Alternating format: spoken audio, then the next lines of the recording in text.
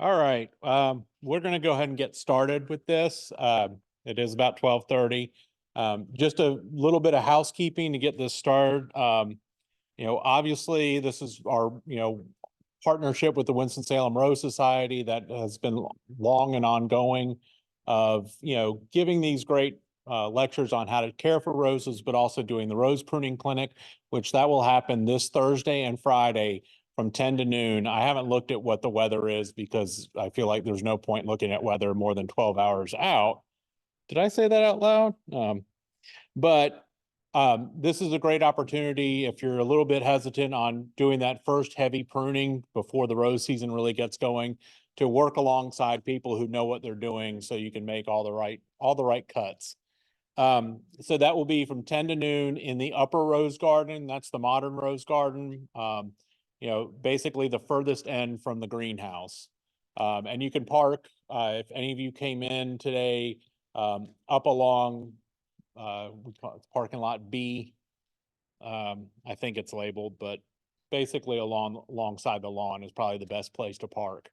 But that again will be 10 to 12, Tuesday and Thursday, or Thursday and Friday. Sorry, been a long week. But then next week for our Tuesday gardening series, this is one not to miss. We have Brent Heath from Brent and Becky's Bulbs coming down, and Brent is one of the most knowledgeable people when it comes to bulbs. And Brent and Becky's Bulbs is they're a mail order bulb company that they do so many great things for public horticulture as a whole. When the catalog closes and they've sold everything, whatever is left from the catalog, they don't throw these away. They give them to public gardens. So for many years, Renolda has benefited from this end of season where we drive up in December with a truck and trailer. We kind of split the cost with Senior Botanical Garden of taking a truck and trailer up there and loading it with bulbs. So many of you have enjoyed that walk up along where the vegetable gardens are. A lot of that comes from Brent and Becky's Bulbs, free of charge. So there, not only is it a great lecture to attend, but they're great people. I've often said that you could have the worst day, and if you saw Brent and Becky Heath, you're immediately going to be walking away smiling. They're just wonderful people. So again, that'll be next Tuesday, March 26th at 12:30. The week after that, we'll have a lecture from someone from the Stormwater Division of Winston-Salem about water efficient landscaping. And that is something you do need to pay attention to, because I think we all see how the temperature and the climate is just getting a little more wacky every year. Of either we're wet or we're dry. So better to plan for those extremes. Following that, on April 9th, we'll have the plant sale preview. And that's the big, date where we'll run through a lot of the plants that we have coming up in the plant sale that you really don't want to miss out on. And that's also when we send out the plant sale pre-order form for Friends of Renolda Gardens. So that's the opportunity where you can go quickly get a hold of things that you don't want to let slip by. So Friends of Renolda Gardens can pre-order. That's always been a much anticipated thing. We do have 2 workshops coming up. We have a smartphone photography workshop that with Elizabeth Larson, and not only does she show you a lot of the features that are on your smartphone that you can utilize, but she also walks you through some software that you can use to even zhuzh up your photos even more so. Michelle Hawks did this workshop last fall, and she really enjoyed it. But Elizabeth will also, that'll be on April 6th.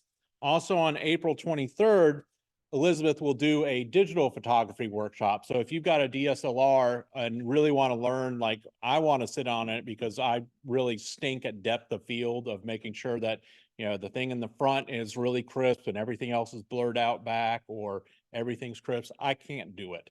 But this is a great workshop. She's a fantastic photographer. She's a gardener. I got to know Elizabeth through the Guilford Horticultural Society. So you'll be working with a gardener and seeing photography through that kind of lens, no pun intended. And then last but not least, of course, April 20th is the spring plant sale. This is always the big, a big revenue generator for the gardens. Even with the greenhouse under construction and all the pivoting with that, we still have this hoop house just packed to the brim with lots of goodies. So we really, there's no drop off this year really with plant sale offerings. So that'll be another one to look forward to. So without further ado, I'm going to turn this over to Larry Wise with the Winston-Salem Rose Society to give us a good, look into getting your roses off to a good start. So Larry, I'll hand this off to you. You can just put that on your collar. On my collar.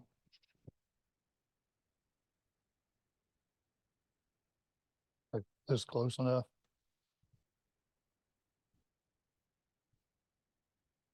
Well, good afternoon, everybody. That's good. That sounds semi-enthusiastic. Okay. I'm going to kick this off. You have been welcomed, and we got a few VIPs here. We got our president, Georgia Moore. He's very good. And then our many-time president, Jimmy Speece, over there. One thing about, and Jimmy has been president for so many times, his face really needs to show up on some currency. Okay. So, yes. Like this. Just didn't have the sign up. But Jimmy also has a Dahlia Society. So if you have a player for Dahlias, you can talk to Jimmy later on after this is over with, and he can give you some information for that too. So we'll go from there. That we're going to about selecting a rose. We'll talk about digging the hole, amending the soil, planting the rose, fertilizing, spraying, and tips on making your work worth your time. And that's an important part. Okay. We got the upcoming events that we've got right now is our annual rose show on June 1st, which will be at the Home and Garden building at the Carolina Classic. It'll always be Dix Classic, Carolina Classic Fairgrounds. And that's June 1st, and I think you will enjoy coming to that. It'll be open to the public probably around 12:30 to about 3:30. We haven't settled on hours yet, but that sounds about right. And we may have some few roses to give out. We always have lots of roses, lots of extra roses.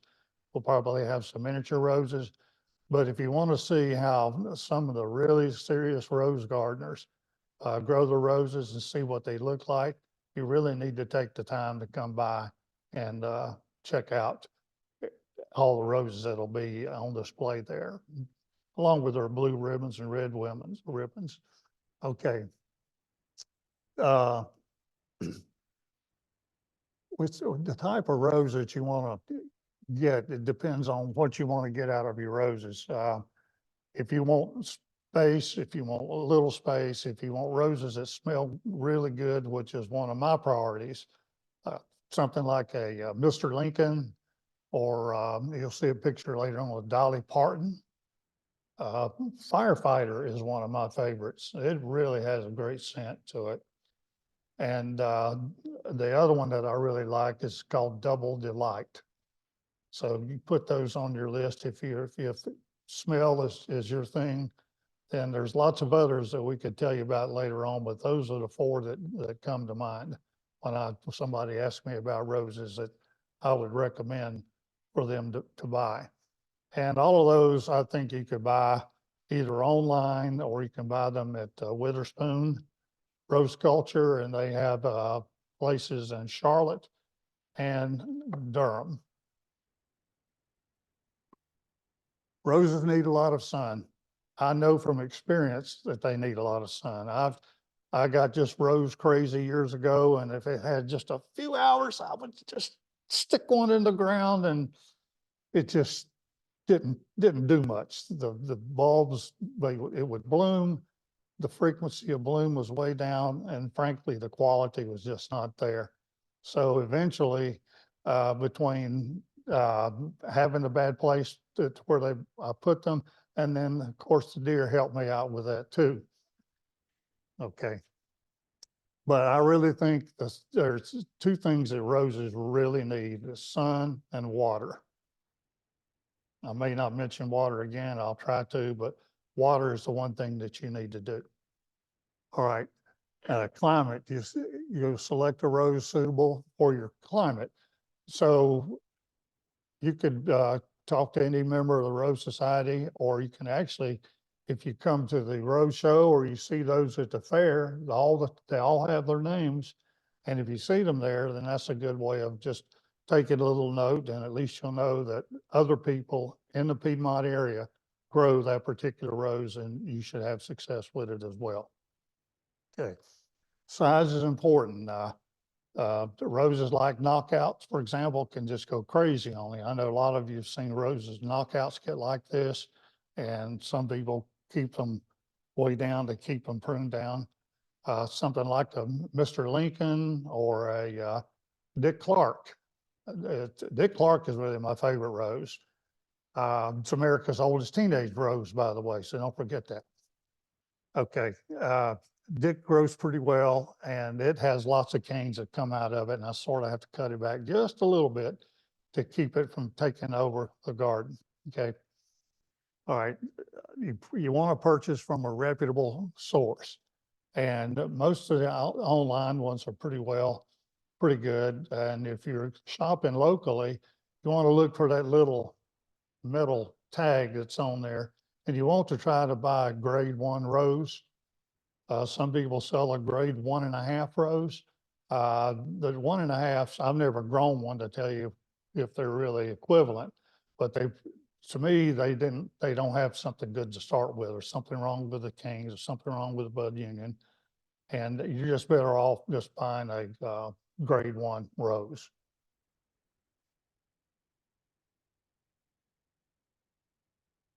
Digging the hole. When planting roses, you dig a deep and wide hole that allows for proper drainage and leaves room for root growth.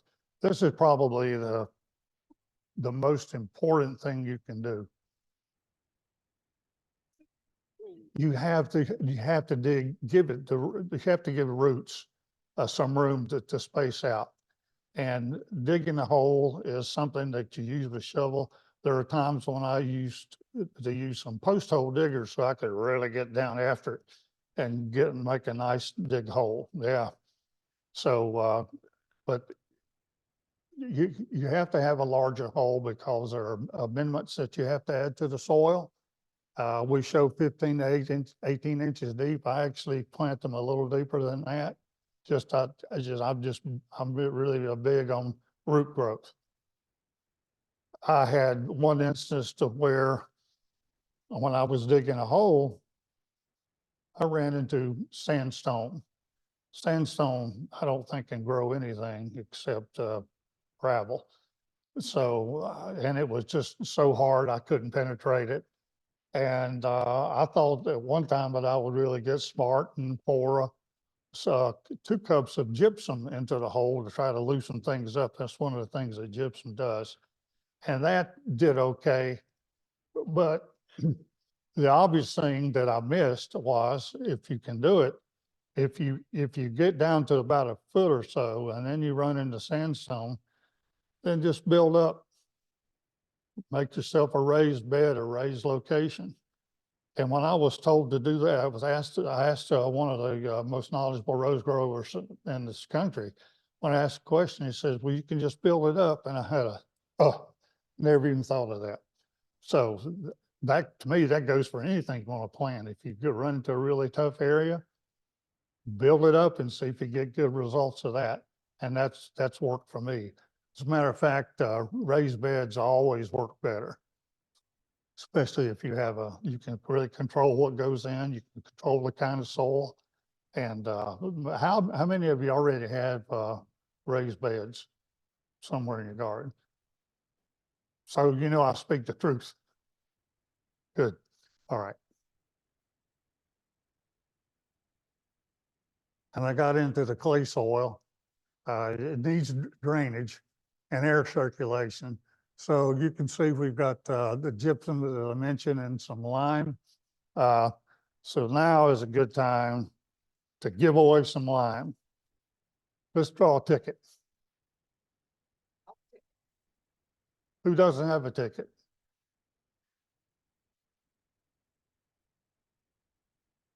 and get caught up in taking your notes.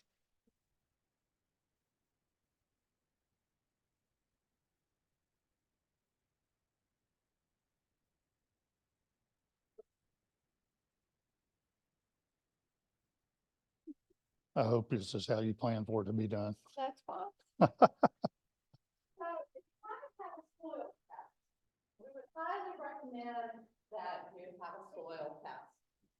And that will determine, whether or not you really need to add lime if your soil is acidic, or if you need to add sulfur if it is.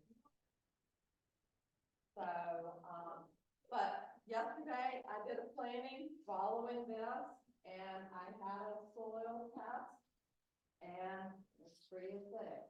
So, for the lime test. Can you add lime later?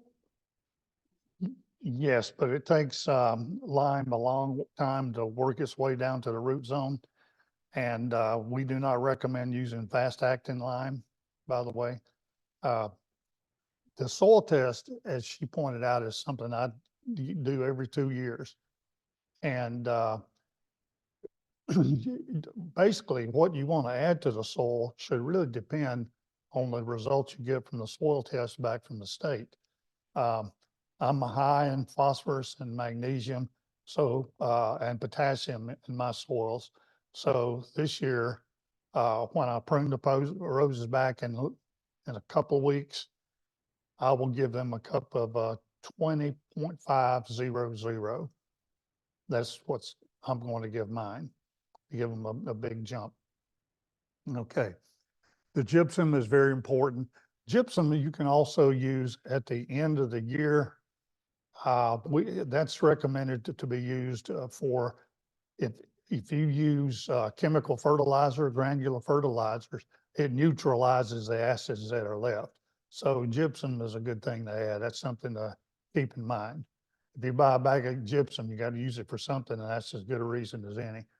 I usually buy a big bag, and after I get through using it, I just put the rest out in the yard. I don't like leaving a lot of stuff behind in my storeroom. You also mix a cup of lime with the removed soil and add the 2 to 3 inches a layer of removed soil and lime mixture back to the hole. So that's a good thing to do. And then I will take the rose, the potted rose, and I will sit it down in the hole and see if I need to put more soil or not. Okay. And once you see where it is, that's when you can add some triple phosphate, super phosphate. Okay. I don't need to do that in my soil anymore, but you can buy that anywhere like the Clemens Milling Company, Schaus, or here again, you can get it at the big box stores like Home Depot and Lowe's. Okay. The rest of it, we show, I use Daddy Pete's planting mix. And this is the one that has permatil in it. And permatil is little pieces of rock, little pieces of slate that's mixed in with the Daddy Pete's. That's the only soil amendment or the manufacturer I know that puts permatil with it. Okay. I don't think they put enough in it. So you can get the permatil at somewhere like maybe a Schaus nursery on Reynolda Road. I haven't checked them this year, but they usually carry it. Okay. You can add 1 to 2 shovelfuls of Daddy Pete's planting mix plus permatil, which I just talked about.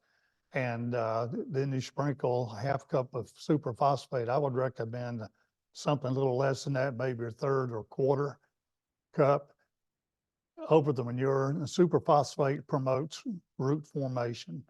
Okay. There's 2 trains of thought about the superphosphate. I've read more now where you take the phosphate and you put it down like a little donut. Okay. Because it reacts with the soil best that way. Then cover it with maybe 1 inch of soil and then put your pot down in there to see that it will fit. All this time you can add some water. some people like to keep a little hose running, just at a slow flow and just keep steadily pouring water into the hole, not making a big mess. You're going to make a mess. This is a great hobby if you want to get your hands dirty. Okay. Proper planning. And I gotta say one more thing about the hole. Roses today cost a lot of money. It's a shame they've gone up like food prices over the years. And if you're gonna spend your hard-earned money on a rose, you want to put it in a good home. So really don't try to go cheap on the hole. Put the elbow grease into it, get the right amendments, and make it a good home for the rose to grow. Okay. You can read what's up there, add more of the removed soil and lime mixture so that when you set the rose bush in the hole, the crown, and that's where you can see, I'm gonna try this. Ah, right there's a crown. You can see where the cane comes out of the rose right there. And it's okay if you have it up a little bit over that. We don't have a cold enough climate to require that, but the soil is going to settle. Eventually, you've got to tamp it down lightly so you won't damage the roots. Okay. Water well and form a 3-inch trench around, 3-inch trench about 8 inches from the crown, and that will help the bush hold some water. And then you add 2 cups of alfalfa pellets meal to the trench, water well, and cover with the soil. Then you add 4 to 6 inches of mulch.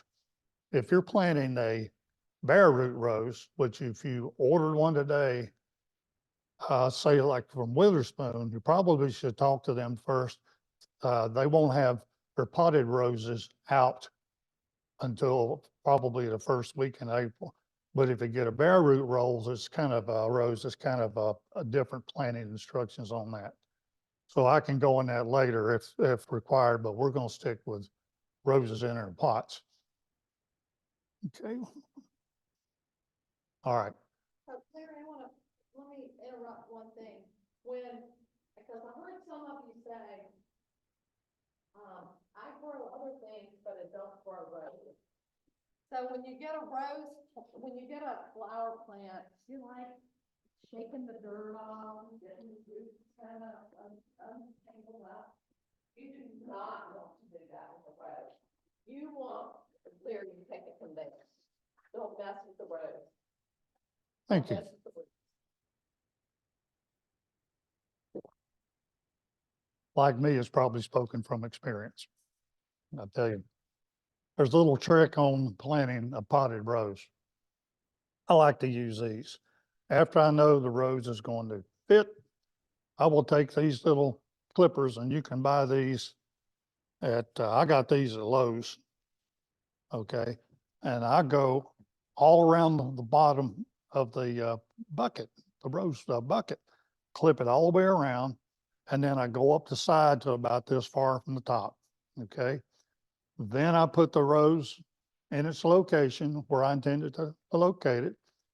And once I get all the soil pulled in around and tamped down just a little bit, I will have already taken the top. Don't forget to take the bottom off the, I've done that before.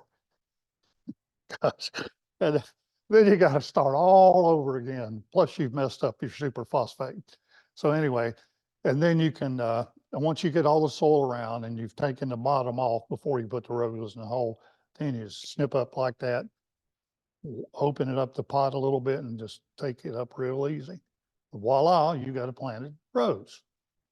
And I can't tell you how many times I planted roses before. I think Jimmy shared that little bit of advice years ago. And then you can just throw it away. I mean, you ruin it, you can't use it again, but to me, it's really good because that keeps you from just getting your roots disturbed, and it'll give you a good rose start from there. So which I go back to the fact that the roses themselves need to grow out, and you want to have the soil nice and loose, nice and friable, so the roots can grow from there. And you want to water it again. I don't know that unless you've got really poor drainage, I don't think you can add too much water at the start. and then check it for water levels, moisture level, moisture levels later on. Fertilizers, okay, yes. I think you may have said this, but I didn't catch it.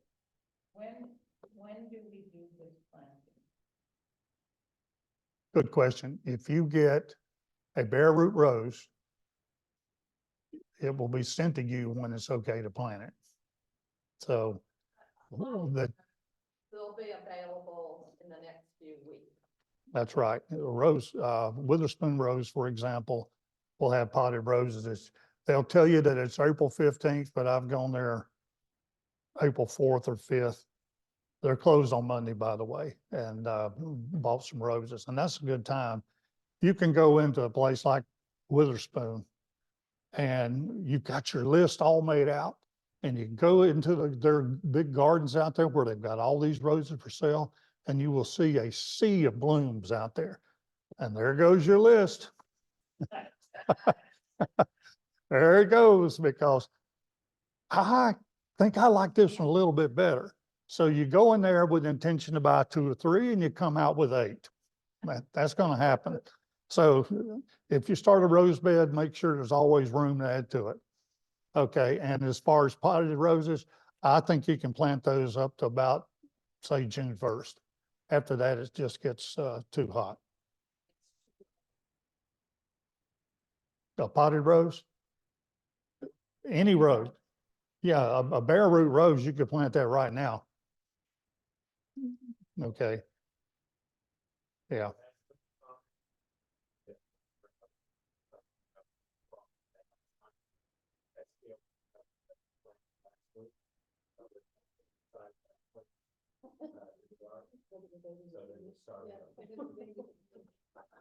Yeah, that's a good point. But, and how many of you like to grow tomatoes? Yeah, we all do, right? I wanted to plant tomatoes so badly last weekend. I knew better, so last night's frost in my house probably got down to 29 degrees. That probably will have hurt the tomatoes. I don't think it would have done too much damage to my roses. At least you won't realize the damage until a few days later to see how much of frost has occurred. So, we showed a picture up here of the 10-10-10 fertilizer. Basically, you can go back to your soil test to tell you what to plant. If I don't use much 10-10 fertilizer, Jimmy does, but when I give it the spring kickoff in early April, I'll try to supplement that. If 10-10-10 is all I've got, I'll supplement that with maybe a few tablespoons or up, depending on the size of rose, up to a 1/4 cup of urea. But start out with a few tablespoons spread around first, because that's enough nitrogen to give between the 2 fertilizers, that'll give your nitrogen a good kick. Okay. And Osmocote on your organic, Lil Mills Magic Easy Feed, and Beatty's liquid seaweed. Seaweed works, liquid seaweed. I know you maybe never heard of that, but it works on just about anything. There's also another product that's called liquid kelp. And the reason I have all of this is that roses are heavy feeders, but I like to keep it switched up. I like to give them a little taste of something else every time I feed them. Something like fish emulsion, okay? Fish emulsion is a good thing to feed as well.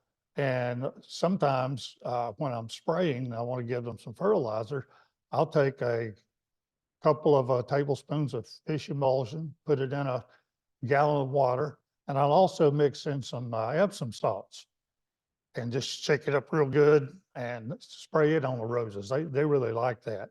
I try to do the spraying in the morning. I don't want any of my sprays to burn the leaves. When to feed the roses. That's kind of a personal choice thing, but here's the guidelines. After spring pruning, you give them the 10-10-10, and you give them a 1/2 cup of Epsom salt. which is, to me, is important to put in the ground. The Epsom salt's important. And once per month, starting in May, after soil is warmed up, you can get a half a cup of dry organic fertilizer and or a liquid organic fertilizer. Let me tell you something about the couple of products that are out there.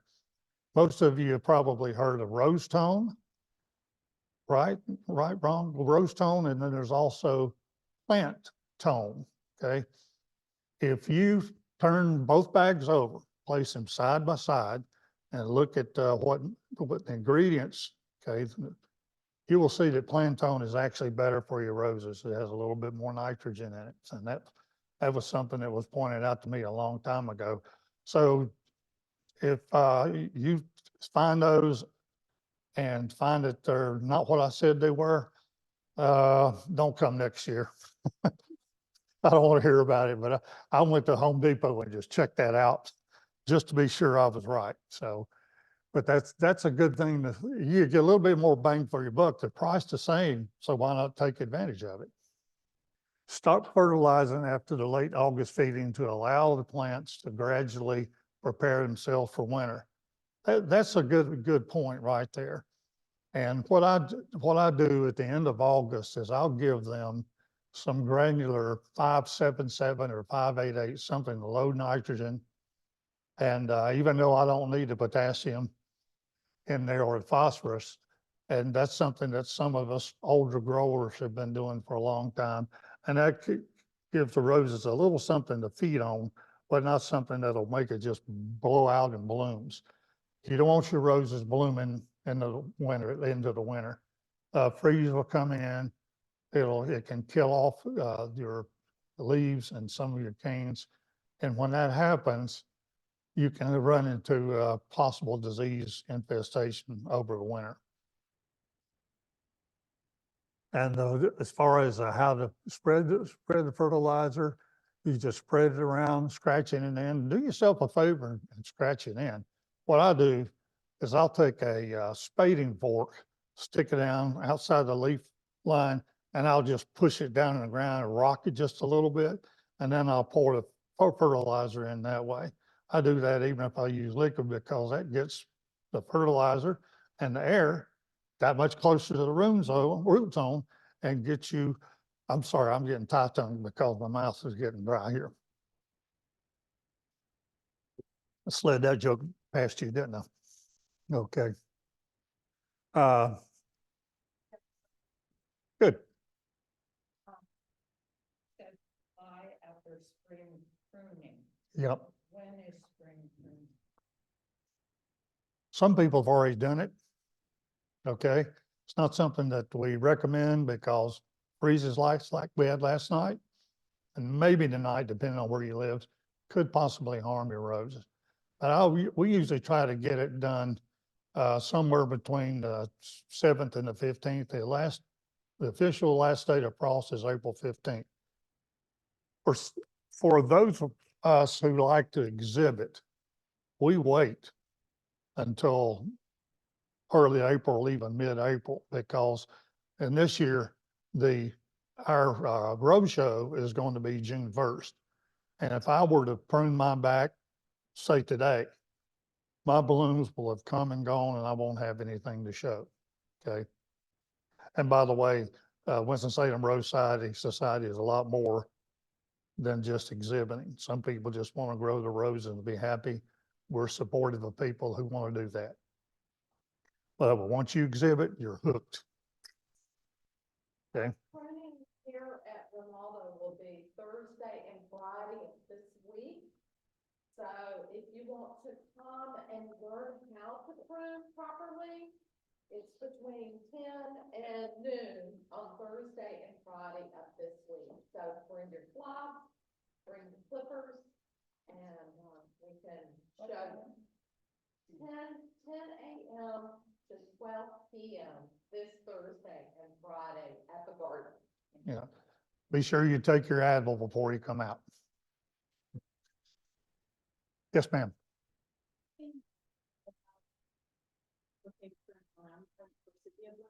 Are there any like natural indicators that would be a good thing to go by?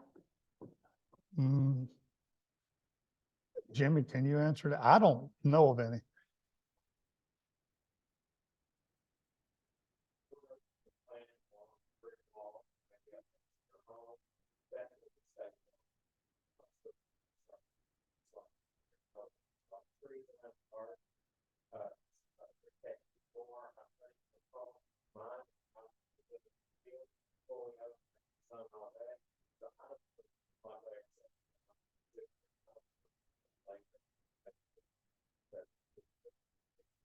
But for those of you that maybe live in town, that your roses are more protected in your garden, not out in the, full open yard, the middle of your yard, there's a possibility you can prune early, just like there's an oak. I don't know, John, if we ever pruned in March, that you had to go back and cut the back of the ground. I would prefer the forest. We got pruned early and then did a late cold snap and it burned. I never really had to clean it up, but it set us back as a, Yeah. I mean, the temptation is there. You want to get those beauties going as soon as you can, but those beauties can turn into witches real quick. If I tell you when that happens. Now, while we're on the subject on when to feed the roses, let's go back to the newly planted rose. Stay away from the granular fertilizers for a year, okay? There are excellent products out there. I would highly recommend using fish emulsion. That's what you would do. Give it to them. Maybe after the rose is in the ground for about a month, you can give them I think it's maybe a teaspoon or a tablespoon to the gallon of water, pour it around the drip line. And you can do that as much as twice a month. Which is what I would do, because fish emulsion is easy on the roses. It won't burn them, and it's good to use on about anything. Okay, except maybe tomatoes. All right. Here are some really good roses. I grow the Dolly Parton, and I grow the Double Delight. The Double Delight is one of the, along with the Mr. Lincoln, is one of the top 10 most fragrant roses in the world. St. Patrick's is one of the, in my opinion, the most beautiful yellow rose that you can buy. Trouble that we have in this area is that this particular rose is winter tender, and you're gonna lose a lot of it, if not all of it, if you have a really bad winter. So, but I'll tell you, with the way that, I hate to use the term climate change, but we got to face reality here. I'm going to go ahead and make a spot, and I'm going to plant St. Patrick, and I'll report to you next year, and let's see if we made it through the winter. Okay. So those are just some ideas right there. Old garden roses like Francis DeBrille are really good. I don't grow that particular one, but it also has excellent scent. The St. Patrick does not. The beautiful thing about the St. Patrick is if your soil has the right chemical makeup, you can see a little green tinge around the edges of the petals, and it really makes a rose look beautiful. Spraying. No way around this. You've got to spray your roses. You spray a fungicide to prevent fungi such as black spot, powdery mildew, and downy mildew.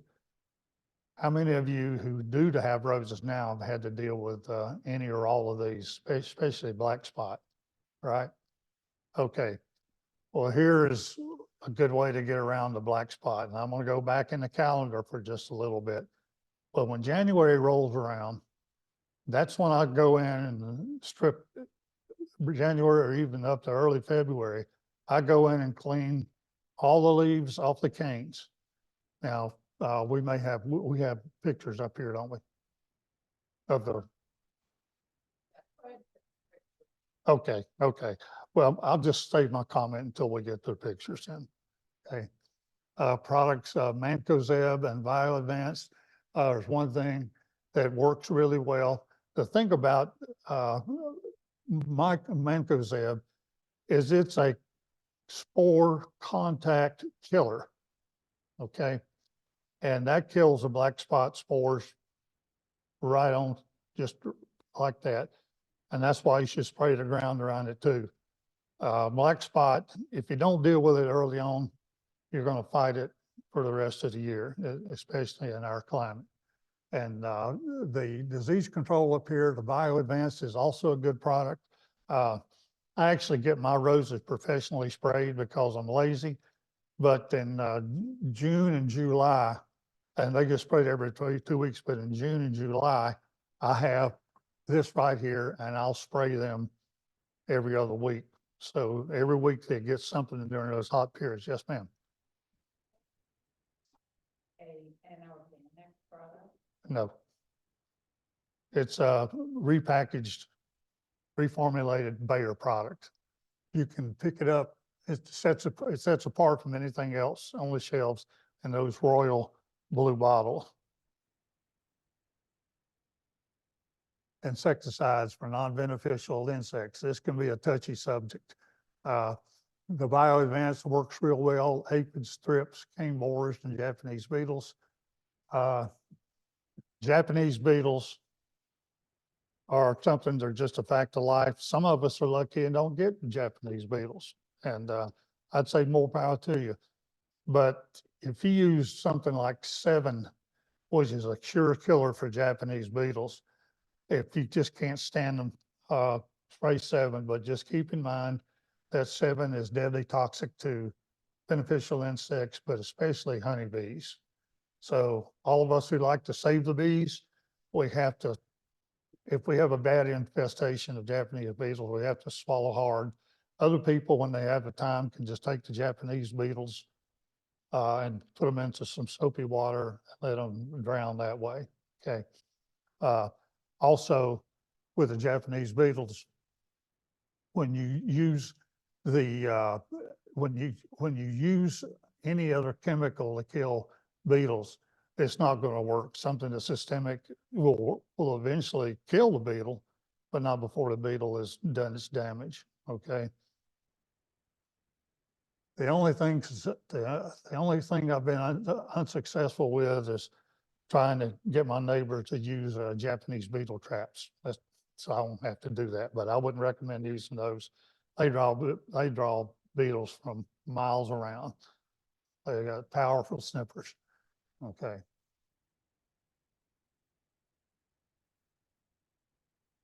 Now, tips for making your work worth your time. I've explained a couple of those. We've talked about the pruning clinic. Okay. Before and after. The meetings are held, if you want to join the Winston-Salem Road Society, it's a whopping $15. If you're a couple, you pay $25. And we have our meetings on the 4th Tuesday of the month. The doors are open at 6 and our meeting starts at 6:30. And most of them are at the where you can see it at the fairgrounds at the Home and Garden Building. We've got an upcoming program, which I think is going to be really good, on March 26th, is cell phone rose photography. We've got a gentleman named Ken Schmid, who we've seen a few times. He also gave a demonstration or presentation at our Carolinas winter break or winter meeting that we had at the Brookstown Inn in the end of January. And April 23rd, we're going to talk about exhibiting roses. And I think you'll get a lot out of both, one of those. Okay. All right. Straw note ticket. Superphosphate. This is enough here for probably at least 2 roses.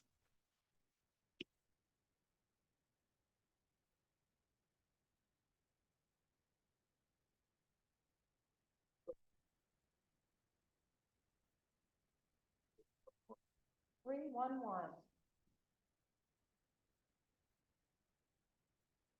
I have to do this. My legs get stiff up there. There you go.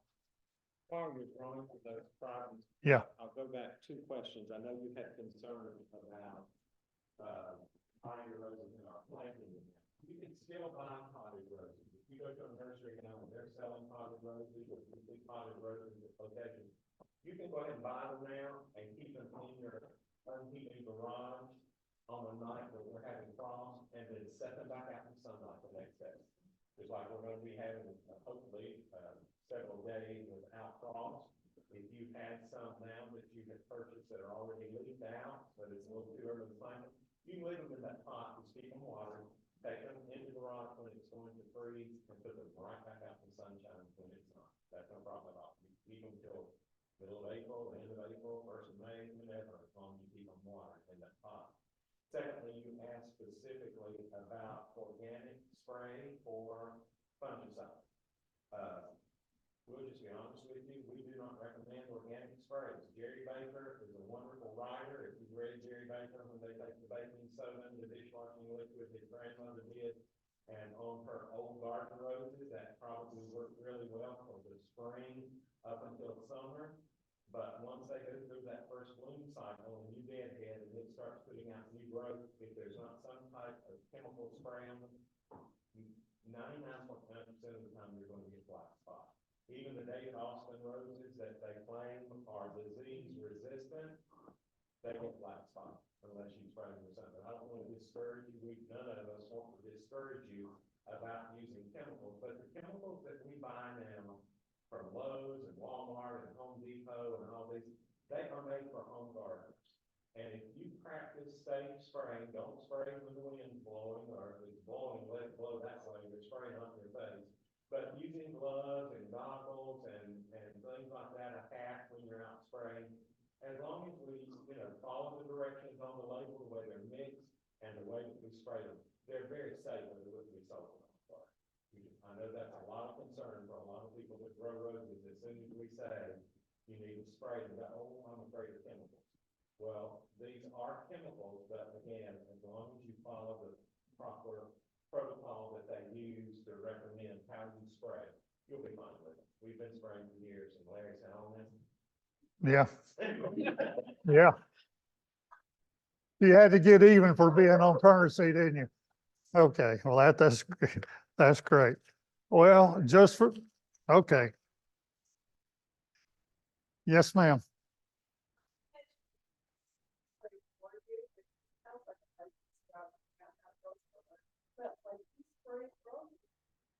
Uh, there's a, Out of Salisbury, Lexington. They will spray the rose pros in Lexington also. They will spray roses. Witherspoon will spray their roses. So this is something that you don't want to do. There are services available to take care of that part. They will spray, plant, and fertilize. Oh, wow, yeah, so you can just enjoy them. yeah, yeah, along the lines of these businesses are all excellent businesses. And, but like in my case, I use the Perfect Rose. They require a minimum of 15 roses for them to come over and spray. Okay. Yes, ma'am. Talk a little bit about pruning, not at the beginning, but during, I had a rose that I pruned at the beginning, and it started doing its thing, and then it shot up 8 feet and bloomed at the very top. Should I have cut that at some point? That sounds a little strange. Is just, what's the normal growth habit of that rose? Does every cane grow up that big, or you just said just one? No, it wasn't. You know the name of it? I wish I knew, but Okay. But should I have done something, I mean, clearly you don't want a rose at the top of an 8-foot stalk. That particular rose is growth pattern. Probably not. That's great. We need it. It was like, yeah, pray and rest and enjoy it. Sounds like a climbing rose that straightened itself out. Okay. Yeah. Uh,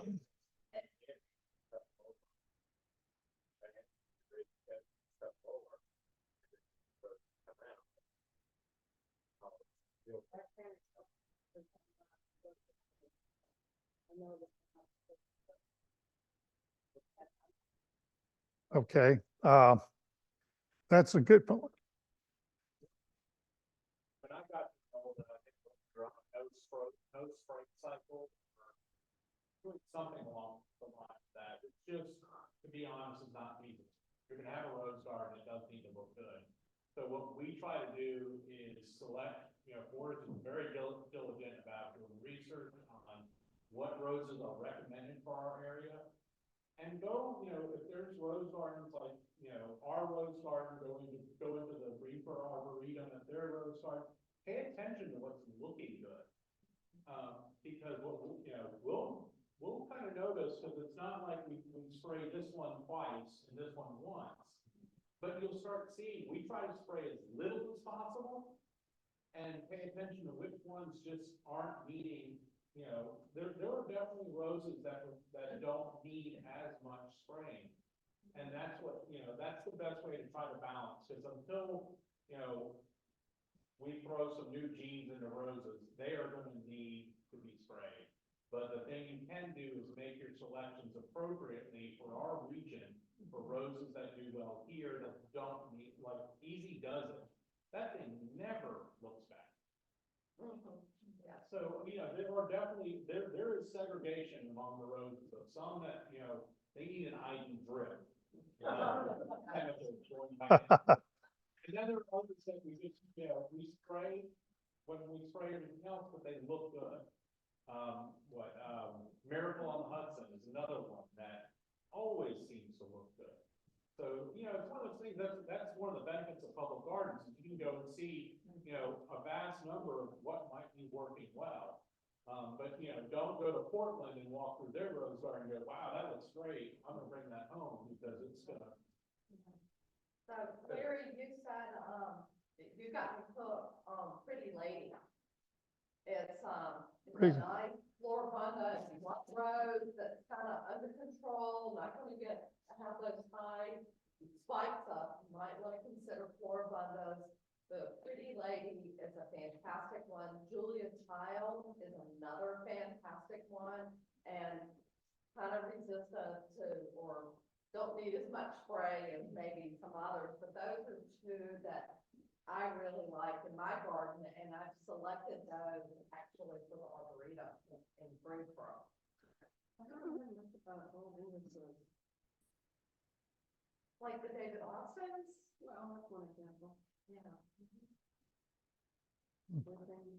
Well, there are definitely, the old style roses or the old English roses. You'll see, if you'll go on the David Austin website, you'll find that some of the roses that we're familiar with aren't available anymore, because they now have some newer varieties that are more resistant. But often David Austin roses do shoot those canes out. So really, it's back to, what do you want your rose to do for you in your garden?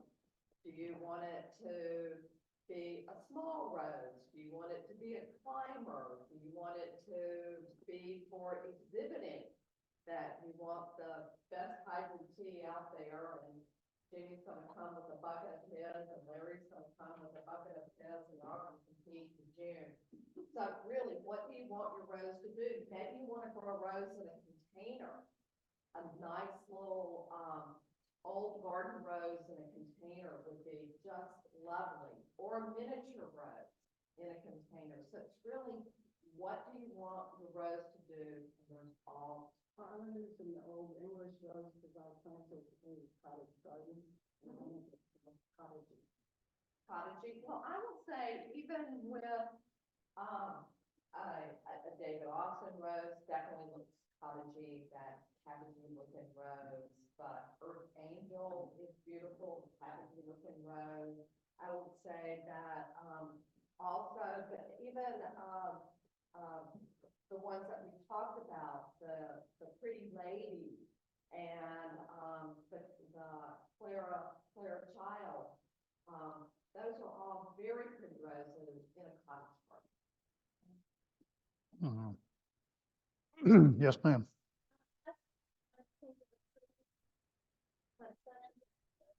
And you all have a row of the, Wake Forest. You all sell that at the food fair?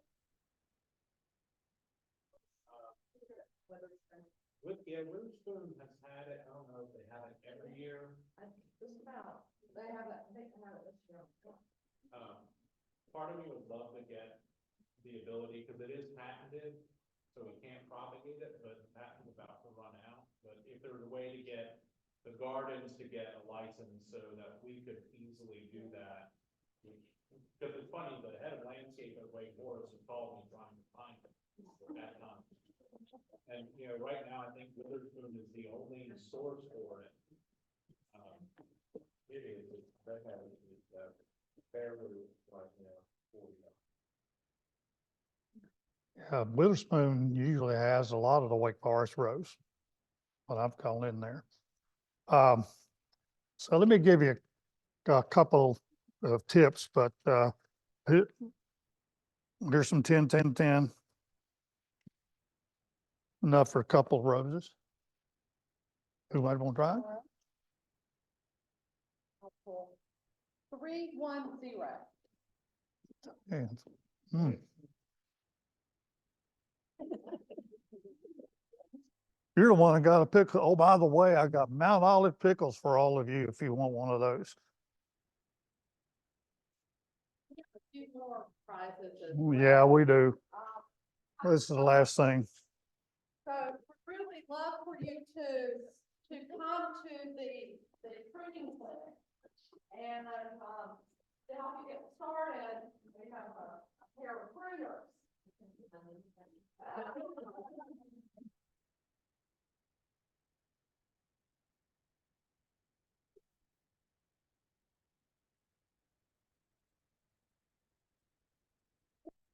I failed to mention, I talked about fertilizing the newly planted rows. Miracle Grow for roses is good stuff, okay?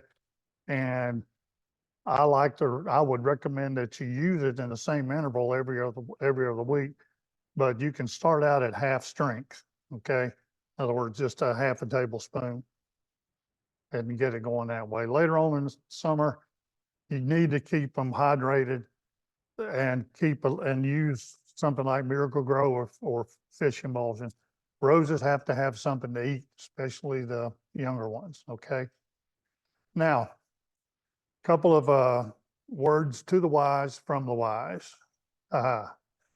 Okay, be sure you've had your Tdap booster, okay? I know all of you are all vaccinated and everything, but that's something to do. I had a dog scratch me a couple weeks ago, and about 3 weeks ago from about here to here, and I had to get I was due for a booster anyway, or my doctor would have had a lecture with me again. So that's one thing you should do. Secondly, in January, February, what I started out earlier, is that I will let Mother Nature take all the leaves off it can, it will, and then I will take some horticultural oil, okay, and I will spray it really good until where it runs off the canes. And this does two things for you, really important things. It seals everything that it touches, okay? So the importance of that is that it will kill any overwintering insects and any overwintering disease spores. Now, the reason I go to this length is because I hate disease. I mean, once you get black spot, if you either reduce the mancozeb, which takes time and money, or you have to just pull the leaves off. That's all you can do. Once the leaf's infected, get it off the bush. And when I do my pruning in the late, in a couple of weeks, I'm going to hit them with a mancozeb again because it'll be bare and I will be able to get excellent coverage. And that's what you're shooting for. Now, I know this sounds like a lot of work, but if you hate disease as much as I do, it's worth it. I've got 40 bushes and I like them all great. And Jimmy mentioned containers earlier. One of our former presidents, Steve Lawson, grows all of his in containers, right? the big ones. And he has beautiful roses. Yes, ma'am. And then Well, if I trim and then put the oil on, what I want to achieve is excellent coverage. That's what I want to achieve. And you may want to skip doing this in February or February or January, which is okay. But you want to be sure you try to do it at least one time. And hopefully that's the only time you'll need to use a mancozeb. Now there's another product that's called Manzate, and that works just as well, but mancozeb is more more easily available in this area. You can find it at some of your feeding stores. Clemens Milling Company has it. I think the big box stores have it. I don't see Manzate too much. I was, when we were doing, I'll tell you something funny, but when we were putting this together, Georgia picked up on the fact that mancozeb is more available than the Manzate is, and I didn't argue with her. I left it there, but in there, and I thought, no, I've got Manzates. This is what I have. So I went and looked in my shed, and lo and behold, I had a big bottle of mancozeb in there. Probably because I couldn't find Manzate. But mancozeb is one thing you need to have in your little toolbox to use once in a while. It is a contact killer. That's what you want. Now if you want to spray at other times, that's fine. Something like Honor Guard will work. That's a generic version. And also I'm looking up there, but also the Bayer disease control for roses and shrubs. To me, that works pretty well. I've recommended that to friends and they like that. That's usually effective until about August. It's the black spot is figured out a way to break through. And then that's when you can hit up the roses or spray the roses with the mancozeb. Okay. Keep a calendar. All of us get calendars in the mail. Keep a calendar. Just write on the day what you did. If you get really busy with your lives, as I'm sure most of us do, you may forget when you have to spray or fertilize again. Just revert to the calendar, and I just use the calendar religiously. Okay. All right. Also, when you're buying a rose, if you go to somewhere like Witherspoon or anywhere else, a potted rose, look at the rose real hard, spend the time, get one of the people there to help you, and make sure it's got 3 really good canes. These are greenhouse roses. They're just been put out. They're going to be blooming. They're going to look beautiful. They have lots of leaves, just like you'd want them to turn out at your house. But you've got to look hard to look through, so that make sure they've taken out all the diseased canes, or that you don't have 3 canes like this just coming right out of a bud unit and nothing going anywhere else. Okay, be careful with that.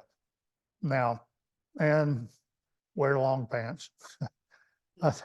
I know this sounds silly, but once you see the way they have these stored, you got to step in there and move around. Well, the roses are really stacked in. You're going to get stuck. So just be ready to wear long pants. Sort of helps a little bit. I don't take my own advice when I do the deadheading in my yard. I've donated more blood to my rose garden than you can imagine. I don't even use blood meal anymore. I found the human blood works pretty well, but it hurts.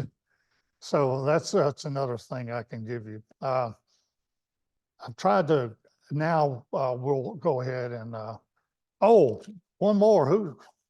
Before I put this in my pocket, who got some Miracle Grow roses here?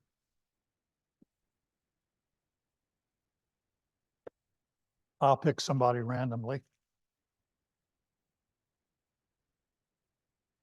Oh, you've been taking prodigious notes. Oh, bless you. There you go. Okay.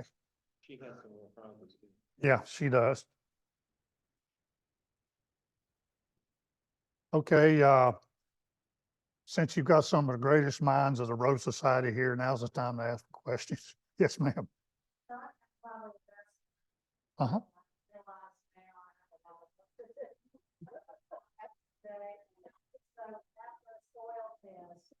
I mean, I'm not, what do you do? I mean, I know I have not treated them right. I've already thrown them out and shown them. No, But they look great because I did spray with something. well, you're doing pretty well. The soil test, if you look at page 1, you look at it and think, I'm not a chemist. I don't understand any of this stuff. But just look for the few lines that's in there that says recommendations.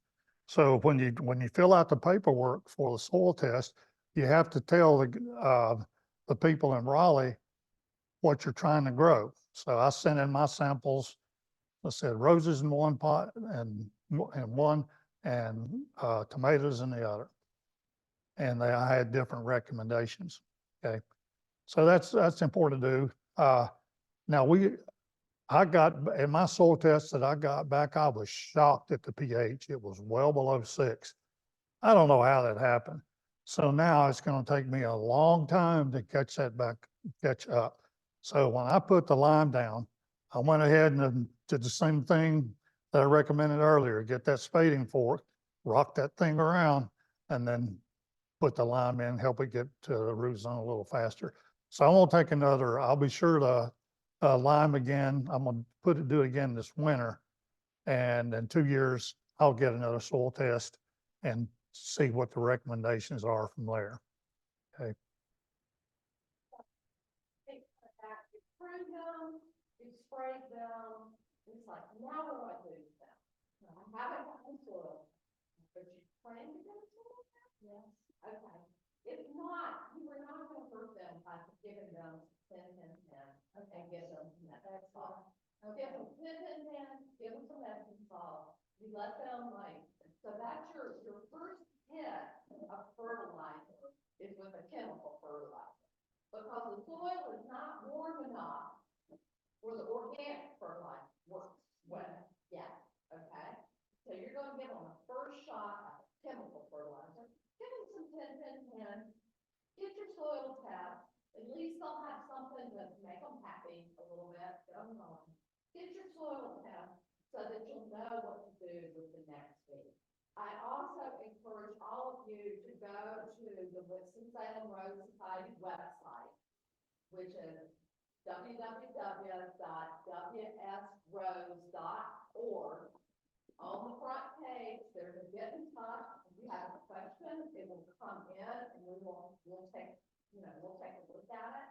We have consulting rosarians join our Winston-Salem Rose Society. Will come out to your yard and look at your rose and help you. But the first thing any consulting rosarian is going to suggest is get a soil test.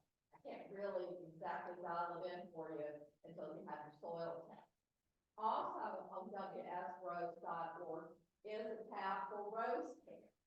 And Larry talked about the dormant oil spray and we call that our fall and winter care. And it'll step you step by step. There's another one in there on how to plant a rose. And I'll be adding more content soon. Is there a link for getting the soil test on? Pardon? A link to getting the soil? Yes, and there is one on how to do your soil test, and there's a link, and you go down to your extension office and get the little boxes, and then you actually fill out the paperwork online, it's the preferred method. It doesn't cost anything after April 1, between April 1 and November, and December 1st. That's hard.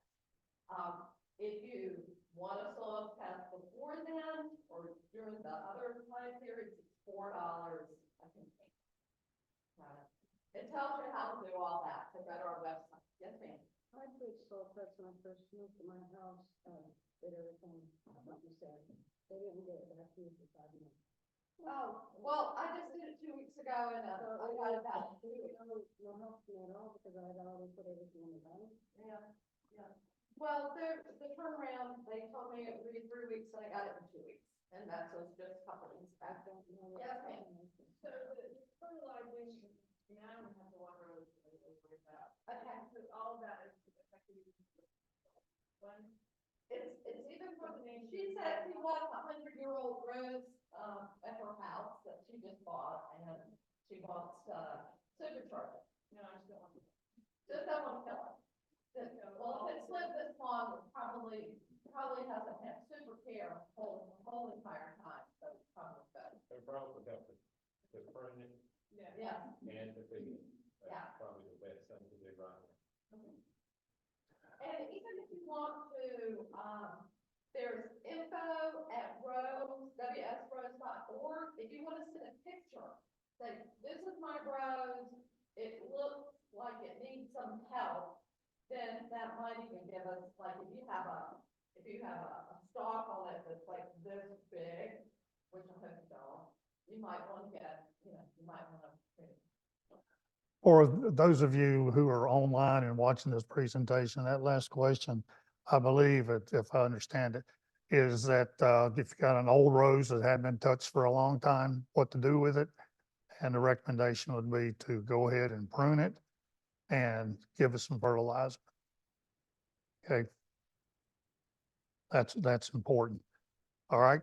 I know somebody might want to ask about deer. I'll tell you what to do about deer.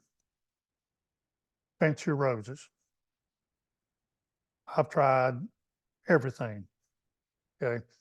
And there's nothing is more defeating, other than sitting through this, nothing is more defeating than to have those deer come in and just mow your roses all the way down.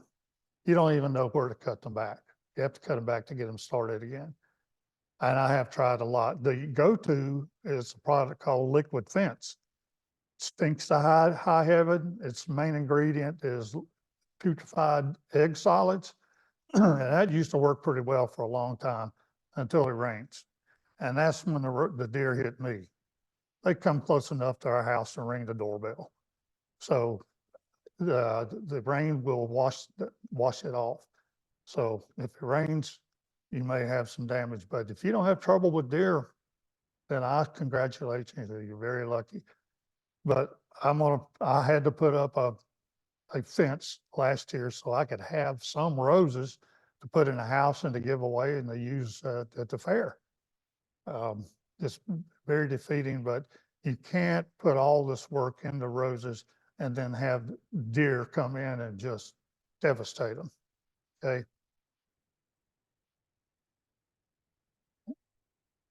Now, a question was asked earlier before I started the presentation about this disease called rose rosette. Okay. That's a pretty nasty disease. You can look it up. We've had plenty of lectures on it. There's a lot of research being done on it at places like University of Tennessee, for example. And rose rosette is actually spread by, I think you pronounced it Eriophid mite. It's a 200th of an inch long. It's wingless and blind and just blows with the wind. And it's the one that spreads the disease. Okay. And the recommendation would be to dig the rose out of the ground, bag it up and put it in the trash. Okay. Some people can't stand to do that, so they'll go down and cut the cane all the way down to the bud union. That may work, it may not. If you not recommending because the disease could be all in the bush, it just hasn't picked the cane to show out. So when you asked about the cane that was 8 feet up in the air and the rest of them were short, I'd like to see that. That sort of scared me a little bit, but that's one thing. So any more questions?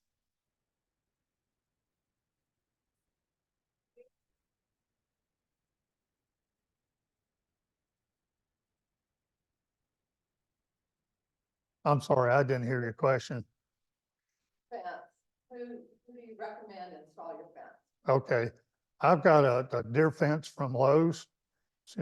I had some actually tobacco sticks that were in my wife's barn from where she grew up. And I put these sticks in the ground. I put little nails in them before and I strung this netted webbing all the way around. I did it in 4 or 5 spots so I could pull a section back and do the whatever maintenance that I had to do, okay? Other people, and this can work, is they'll put something in the ground, just a tall pole, and they'll put the fishing line around. Fishing line is something you can't be seen from the road. I would recommend to put 3, maybe 4 strands, because when the deer brush up against that, they just back off. I think they used to work for Jimmy, still does, and, okay. It's called Scarecrow, it's a water feature that if you catch motion and starts to spray. I don't know, so I guess I shouldn't have said it. I've tried everything because I haven't tried that. But some people use tin foil or streamers, and so they'll blow in the breeze. Deer get used to it. Yeah, yeah. They're a real problem, and they're a problem for anything. If you got hosta, you're gonna get deer. That's their snack, dessert, main course. That's everything to them. So, yeah, it's a salad. Yes, ma'am.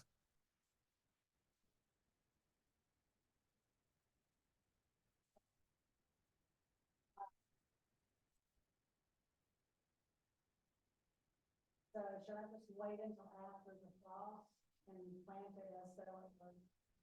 You can transplant it now. Yeah. I would dig the hole. I would follow the instructions on preparing the hole. Okay. And you can actually get a spading fork, dig all the way around it. I mean, you're going to have something heavy to move, but you want to try to do the transplant and disturb the soil and around the roots as little as possible. And that's why you can use a spading fork, or just a shovel will work just fine, and put it in the ground. And or the other thing you can do, which it does require more work, is if you actually took all the soil away from the roots, and then you can inspect the roots to see if there's any root gall or anything like that, you can do that. But that's going to set the rows back a growing season probably. I've done it before. I've just chunked it out of the ground and put it in a new hole. And then, yeah, watering's all, did I mention watering? Yeah, I think I have. That's just real important. And once you get it in the ground, you need to cut it back. Okay, because the roots will not have become firmly established. So there's nothing to support the canes, no food. So you need to cut them back. Yeah, yeah. I'll get you just a minute. Yep, you had your hand up. Quick question goes to watering. A little bit, but, a recommendation on maybe how much water per week for roses? Also, when do you recommend to water? And, but go ahead. Well, water in the morning is a good thing to do. Don't worry about getting on the leaves. It's not going to create disease because the sun's going to burn it off. And the roses, when it gets 90 plus, you probably need to ever water them every 2 or 3 days. And when we talk about watering, we're talking about deep watering. You just don't want to put the hose on and let it run. Let it run for a minute or two. It depends on the flow, but you can, if you have good friable soil, that water is going to sink right into the ground. Okay. And it'll be a lot easier for the rose when you do that.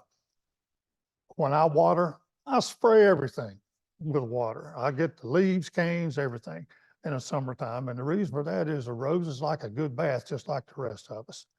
Okay. That it gets off any spray residue. It can knock off any insects, which is water is also a very effective spider mite disruptor. We'll say that. And I won't go into that. There's just so much more I could say. I just don't want any of you to walk out of here being discouraged and just think you can't grow anything, because it's not that hard. We talked about the 10-10-10 fertilizer. If that's all you got, that's all you need to use. Just be happy with it. Just remember to do it. Do your fertilizer. If you're going to use a granular, at least once a month. Okay. And scratch it in and then water it in real good. A lot of people recommend watering before you even put the fertilizer in the ground. Okay, that's a good thing to do. And also water before you spray. You can water one day and spray the next. We have a couple more full prizes and, we can.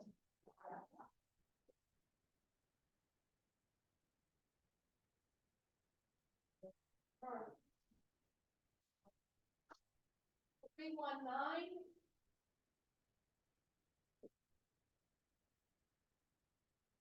I think she was the one that left. 312.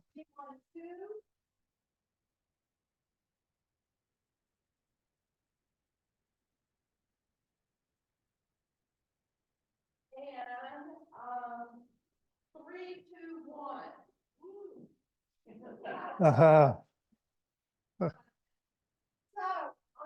most of you, I think, signed in with your email address.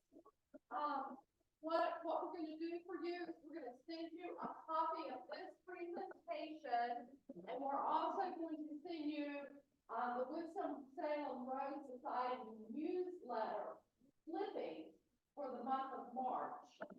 So that is one of the best reasons for joining, not one of the best, but a very strong reason for joining Winston-Salem Road Society is you receive a newsletter each month pertaining to kind of what you need to be doing this month for your roses.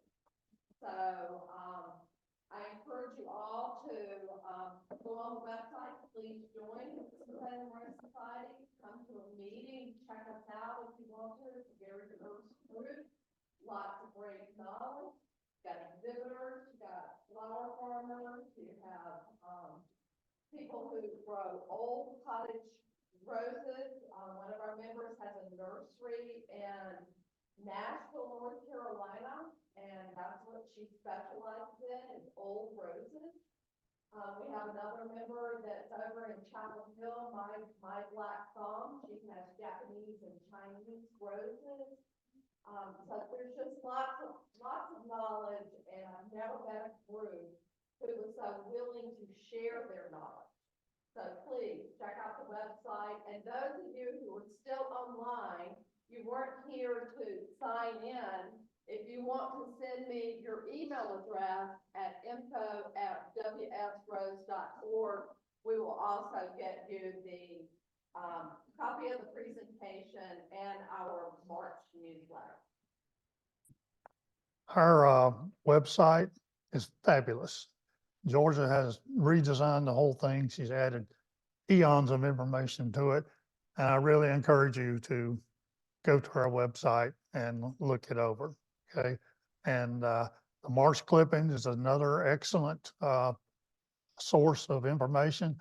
I put an article in there, so I know this clippings is great.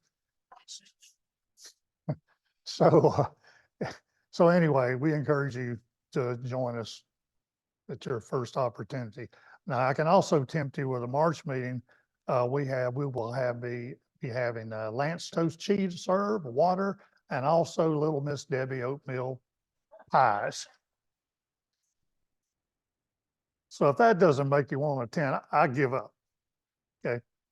Are there any more questions? No? Well, I'm going to stick around in case you've got a question that you wanted to ask, but we're afraid to ask in public. Okay. Thank all of you for coming. Okay. Yeah.